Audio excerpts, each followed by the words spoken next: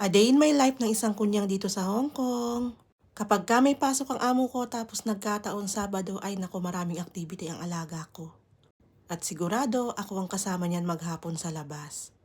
Pero okay lang naman yan kasi ganun talaga ang duty natin bilang mga yaya. Alam naman natin na walang madaling trabaho, di ba? Lahat talaga ay pinaghihirapan. Dahil hapon na nga ito, natapos na ang kanyang activity ay eto, nag-request siya ng kanyang tea time. Favorite niya yan ng waffle. Or waffle egg ang tawag niyan dito sa Hong Kong. At eto na nga, maglalakad na kami pauwi sa aming lugar o sa kanilang bahay.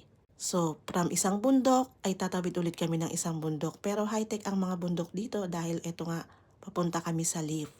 So, habang naglalakad nga kami ay nakita ko nga maganda yung pababa ng araw. Kaya yun na, pa-video na naman tayo. At eto nga yung aming tinawid. Galing kami sa kabila, papunta dito. O diba, bridge lang, makakatawid ka na.